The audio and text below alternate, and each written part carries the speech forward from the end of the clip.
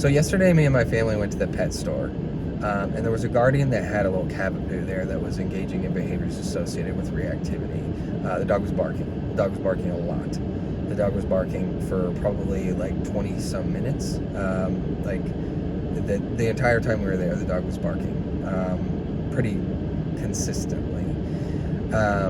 And yeah, if I'm not mistaken, the dog was barking exclusively at other dogs, but I'm not 100% sure because, like, when I'm in a place like this on the weekend with my family, I do my best to kind of like flip that switch off, which is really difficult because, like, what I do to me, for better or for worse, is like part of my identity. But I did my best, like, to set that aside, and I like supervise my daughter first and foremost, and then engage with the things that she wanted to do and look at there. But what I did notice is that the guardian, to give credit where credit is due, the guardian remained pretty composed in the face of this behavior.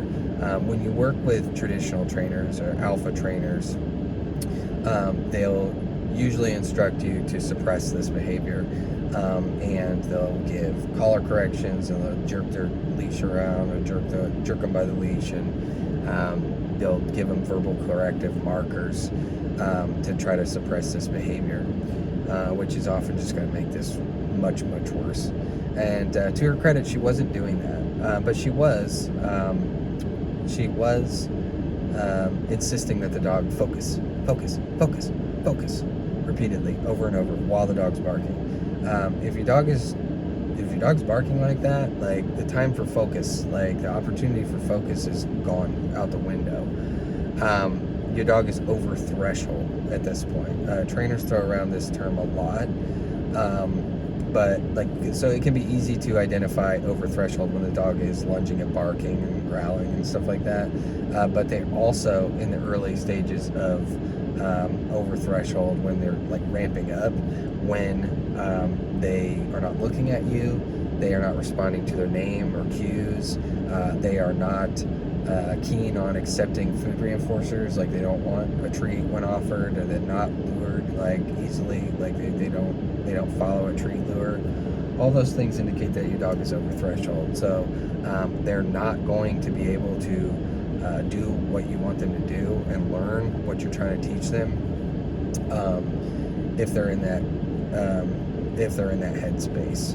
So the dog needs to get some distance from these stimuli to be successful. That dog is probably not ready for the pet store at this point.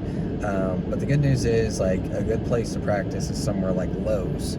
A lot of the time, as far as I know, like where I'm at, Lowe's is pet friendly, it's dog friendly. They can come there, like, even if they're not a service animal. So the other thing about Lowe's is that it's going to be much bigger than like a chain, like this pet store that we went to. It's a chain. The layout is going to be much bigger. So you're able to get distance away to retain any semblance of like your dog's threshold and being under threshold. So you can practice seeing the stimulus and giving them food reinforcers for calm, composed, quiet behaviors, and then systemically increasing and decreasing behavior. Increasing and decreasing distance. I'm not cutting this. Anytime I make a mistake like this, I'm just going to keep going. So the other thing is that Lowe's isn't going to be like crawling with dogs. It is pet friendly, but there's not going to be a dog down every aisle. Whereas, like, when we went to this pet store yesterday, I saw 6 dogs while in the span of 20 or so minutes while we were there. So Lowe's offers a lot of like maneuverability, like as far as that goes, to once again, keep your dog successful, remove your dog from a stimulus, and practice downrange quite a bit.